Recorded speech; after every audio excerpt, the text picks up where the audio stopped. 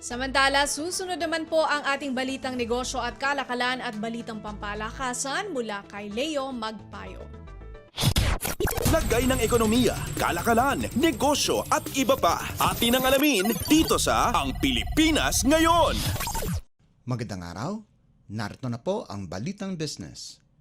Sinabi ng Department of Agriculture o DA na mamumuhunan ang ahensya ng 3 bilyong piso para lumikha ng 4 na dairy zones na dinisenyo para tulungan na makuha ng National Dairy Authority o NDA ang hangarin nitong makagawa ng 80 milyong litro ng gatas sa taong 2028. Sa isang pahayag, sinabi ng DA na matutulungan ng pondo na makagawa ng mga dairy zones sa Luzon, Visayas at Mindanao, pati na rin sa ibang lugar na pabor ang produksyon ng gatas. Sa ika-29 na anibersaryo ng NDA, linahad ni Agriculture Secretary Francisco Chu Laurel Jr.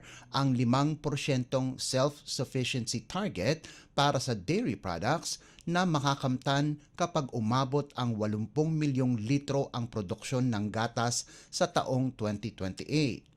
Sa kanyang pahayag na binasa ni Agriculture Undersecretary Agnes Catherine Miranda, sinabi ni Chu Laurel na ang dairy industry ay malaki ang potensyal ng gatas na malaki ang epekto nito, lalong-lalo na sa mga undernourished na kabataan.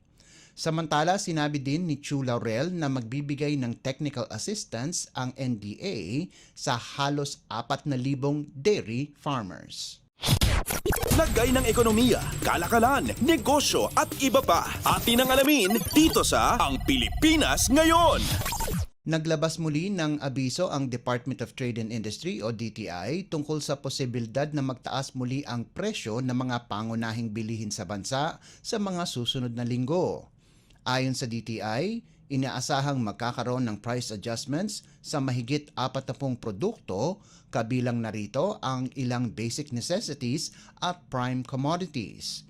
Ilan sa mga basic commodities na posibleng tumaas ng presyo ay ang sabon, instant noodles at bottled water. Sinabi ni DTI Assistant Secretary Amanda Nograles na posibleng sa susunod na linggo o buwan ay maglalabas muli ang kagawaran ng Suggested Retail Price o SRP Bulletin na sakop ang mga basic necessities at prime commodities na kanilang naproseso na at papayagang magkaroon ng price adjustment. Samantala, inanunsyo din ng DTI na balak nilang baguhin ang paglabas ng mga price bulletin sang-ayon sa tamang panahon. Nito lamang Enero ng taong kasalukuyan, inaprubahan ng DTI na magtaas ng presyo ang ilang produkto sa merkado katulad ng sabon, mga dilatang sardinas at powdered milk. Lagay ng ekonomiya, kalakalan, negosyo at iba pa. Atin ang alamin dito sa Ang Pilipinas Ngayon. Nilinaw ng Land Transportation Franchising and Regulatory Board o LTFRB na 3 kumpanya lamang ang kanilang pinayagan na magpatakbo bilang motorcycle taxi service sa buong bansa.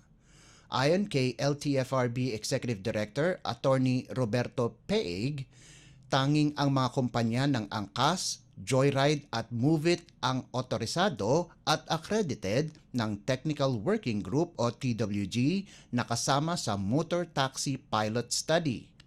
Ito ang tugon ng LTFRB sa hiling ng National Public Transport Coalition o NPTC at ng National Confederation of Tricycle Operators and Drivers Association of the Philippines o NACTODAP na wag nang dagdagan ng TWG ang mga kumpanya na kalahok sa Motor Taxi Pilot Study dahil maapektuhan na ito ang kinikita ng iba pang pampasaherong sasakyan sa bansa.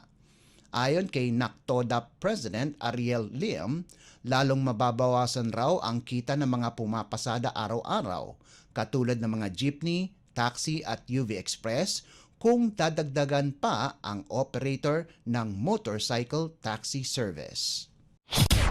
Lagay ng ekonomiya, kalakalan, negosyo at iba pa. Atin ang alamin dito sa Ang Pilipinas Ngayon.